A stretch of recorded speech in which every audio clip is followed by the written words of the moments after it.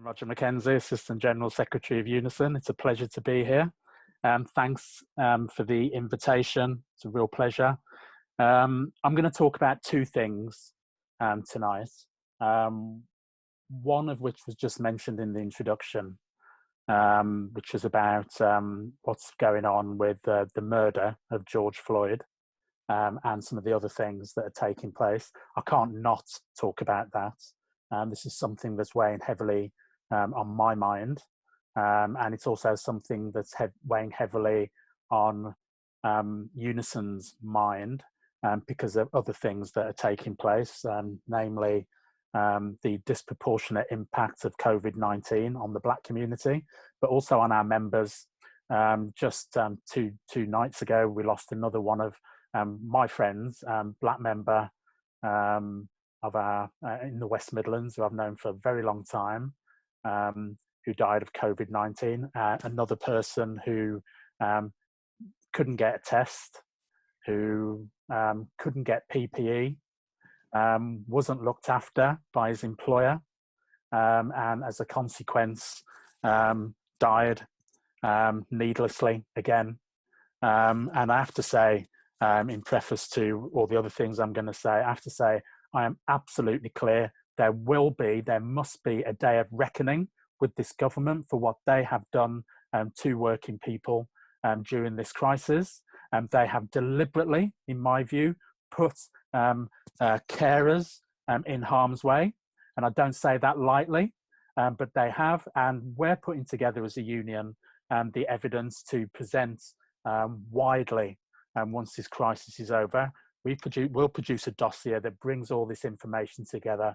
We're getting daily from our members information about some of the things that they're having to put up with, reusing masks, reusing PPE over and over again.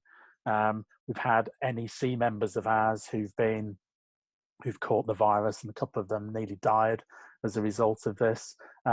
This is a dreadful, dreadful situation, but you don't need me to tell you that, but I'll come back to some of that in a moment. But I do want to particularly start with the events that are taking place in the United States right now.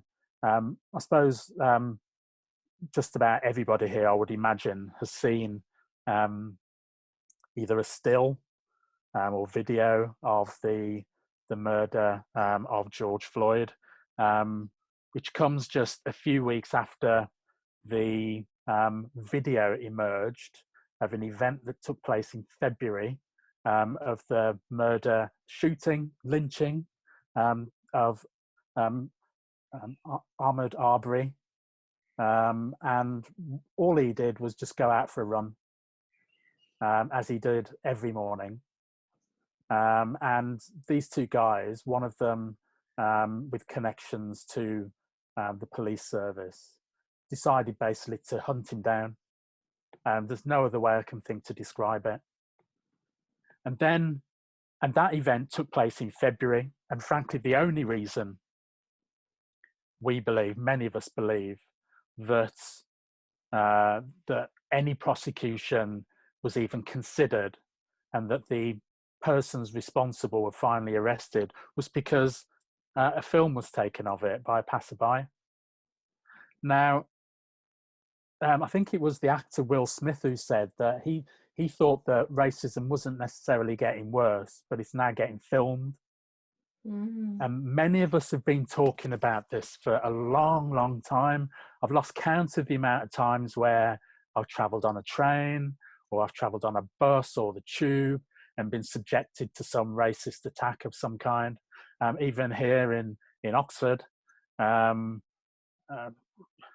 walking down the street from the railway station to where I live, it's probably about a 15-minute walk. And somebody winds down the window of their car, throws an egg at me and calls me the N-word, a couple of years ago. These things are happening all the time. I didn't film that. These things are going on all the time. And I suppose the point that I want to make is, don't see this as just being about what happened to George Floyd this week, because it's not. Don't even see it about that all the events that are taking place are just to do with Ahmaud Arbery and what happened to him back in February, because it's not.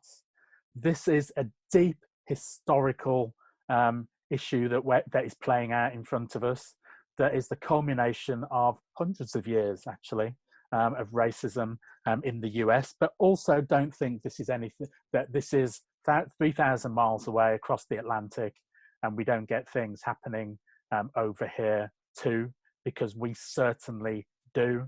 I wrote a blog yesterday that tried to pull together some of my thoughts about some of the things that I'm seeing, and actually why Black lives really do matter. And we get a lot of criticism very often, actually, because people turn around and say, well, you know, of course Black lives matter, but all lives matter. And not saying that all lives don't matter, of course I'm not. But actually it feels to us that Black lives don't matter. And that's why we have to assert that fact to everybody else. We have to assert our right to be treated as human beings. And again, this is stuff that isn't just new. This is stuff that's been going on for many, many years. When I first met Mike and Rachel back in Walsall in the day, in the early 80s, you know, some of the things that we saw, some of the casual racism, actually, of people who called themselves on the left, even in the labour movement, is still things that I'm seeing today. They choose what to call us in those days. So they would call us coloured or all sorts of things rather than black, which is what we chose to be, what we wanted to be called. And now the languages of some, I think the Labour Party's language is BAME or BEAM or BAMI or whatever.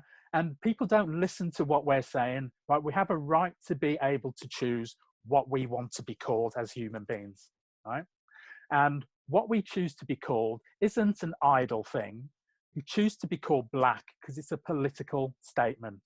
And I'm raising that now because all of these issues that I've talked about so far, that they're not isolated incidents or accidental incidents, it's political.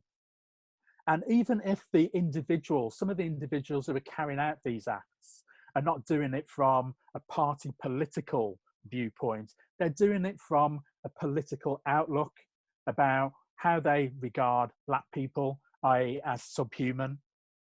And we have to get to grips with that as a Labour Party, frankly, because we've got many of those issues that we have to deal with within our party. And I absolutely will never say that the trade union movement is outside of that as well. I've been in it too long. I've been active in it too long. I've suffered too many insults, actually, for too long. I've spent too many times trying to get people to stop ignoring me, for them to be able to say to me that I don't see colour when they plainly do see colour. I spent my life trying to make sure that people just don't see my colour, but actually people do, as Martin Luther King said all those years ago, don't judge me on the colour of my skin, but judge me on the content of my character and what I do. And that's what I'm interested in. Now, this is important for this debate about what trade unions are and what trade unions could and should be, in my opinion. Because I think without that kind of outlook, that we're not just there for a small group of people, but actually we're there for our class. And that's what we should be. And by the way, Black people are part of that class as well. Because part of the debate that we see quite often at the minute is that somehow the working class consists of white working class people in the north somewhere. And that's what it seems to be. And we feel not just left out of that, but actually quite insulted. I still take the very basic view about what our class is as the working class. There's them and us, basically. And I think it has been very clear in recent times what them and us actually means, and where Cummings, as the chair could quite rightly pointed out, can come and do what he pleases, can go anywhere that he likes. If any Black person had have done that, and frankly, I've come across too many Black people who've tried to even just drive up the road and have been stopped by the police. So for somebody to drive 300 miles or whatever it was and get away with it, and then come on and explain that he hadn't done anything wrong, is frankly an insult to all of our intelligence. The point that I'm trying to get to here is that we can't see isolated incidents that take place in the workplace, incidents like we're seeing in the US, incidents that I experience in the UK, and many of us experience in the UK, even within our trade union and labour movement, as being kind of accidental or being something that we can just brush aside and say that these things happen, don't they? You know, what we have to understand is the politics behind this. And sometimes, in fact, quite often, I think that there's a move to try and depoliticize what a trade union movement is. And if we don't understand that we're dealing with, I think, an ultra right-wing government, actually a racist prime minister at the moment, and I absolutely mean that, a racist prime minister who can, a few months ago, say things like, talking about black people as our watermelon smiles. I don't feel very smiley at the moment, frankly, or can talk about us in the way that he does, in really insulting mannerisms. Talk about Muslims like pillar box, looking at a pillar post boxes and all this sort of stuff. It's disgusting, right? It's utterly disgusting. But we can't confront those things by just exerting a kind of hatred against these people. I think it was the Black Panther movement who said, and the Black Panther for self-defense in the United States, who said once that you don't beat racism by racism, you beat racism with solidarity. And if we're talking about beating racism with solidarity, then actually we need to develop some of that within the trade union movement, frankly, and within the Labour Party, because there seems very little sometimes of that. There seems to be a move to try and diss anybody who's got any progressive politics or who wants to talk about socialism. And I take great exception to that. So if you can't beat racism with racism, you can only beat it with solidarity, then I'd say you can't beat Johnson and the Tories and the rest of them with hatred towards them. We have to beat them with our solidarity. And for me, a lot of that starts within the trade union movement and how we're going to be able to develop a collectivism, develop a solidarity amongst our members that's going to make a difference to our members in the workplaces that they're in. And you just look at what's taking place now within the care sector, who are, trying their best to deal with COVID-19, and as I said, without PPE, without, and frankly, with some of our employers, and particularly the private sector care employers, who are just treating our members like there's something they've scraped off the bottom of their shoe. They instruct them that what they have to do is come and sleep in some of these care homes. They don't ask them. They say, if you don't do this, then you lose your jobs, basically. That's what's being said right now. And many of these care homes, we haven't got any kind of organisation on the ground, and we've not been strong enough to build that kind of solidarity, that collectivism within those workplaces, because we're dealing with really hostile management from the private sector. I think it's something like 90% of care in this country now is provided by the private sector. Of social care is provided by the private sector. When I first started, my branch in Walsall, I've already mentioned, was the Newpie Walsall Social Services branch, and we looked after, and Mike was the branch secretary for Nalgo, and I'm sure you had members in the same care home that we did, that we were trying to organise in as well, but it was publicly run. It was the public sector that was running those homes, and it's all been privatised now, pretty much. And we've got to still be raising the issues that we talked about in the general election, in my view, which is about what it is we're trying to do. We're not just trying to be some neutral, hold the line thing, but what we still need is radical change, radical transformation in favour of working class people, radical, fundamental and irreversible change in favour of working class people. And the fact that we lost a general election in December, for me, doesn't change the basic premise of what we fought that general election on, i.e. that people are being treated like shit at the moment, pardon my language, but I think that's what's happening at the minute.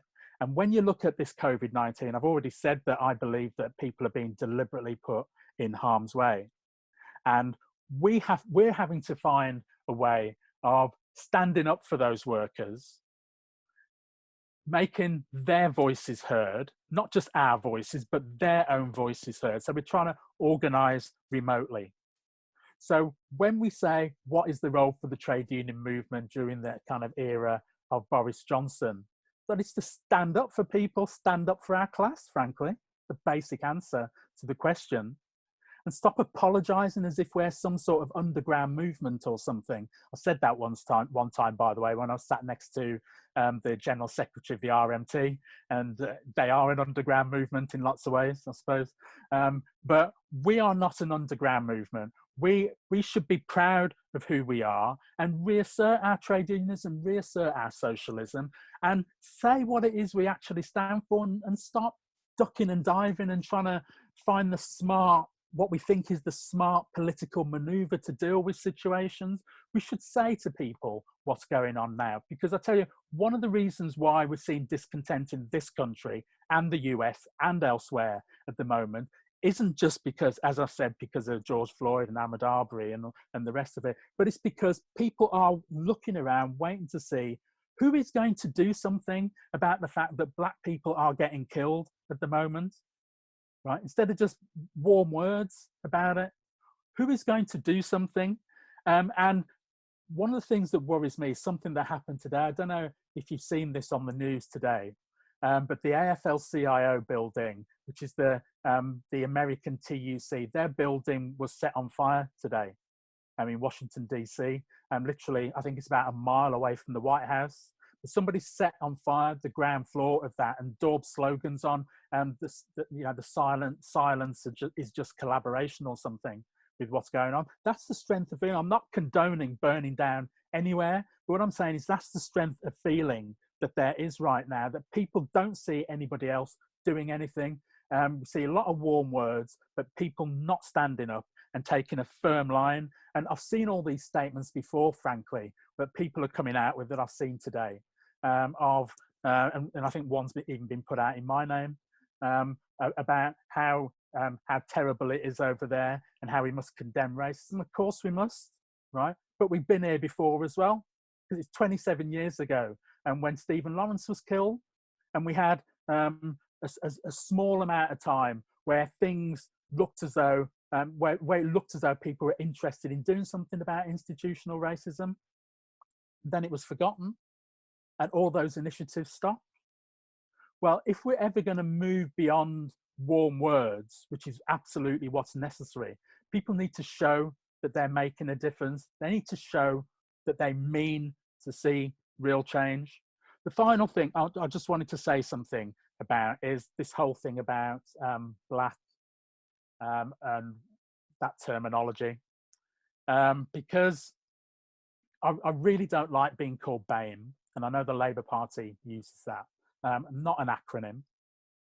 And I don't like being called people of colour, because my choice was to be called Black, because Black is a political choice. It's a political movement. It's not the colour of my skin. It is the colour of my politics. And everything, and it's one of the most major things that shaped my life is the racism that I've experienced, but also the pride that I get from being able to stand proud and stand tall, because of my heritage, because of my ancestry, and because of what my ancestors had to go through, not just through slavery, but way before that as well.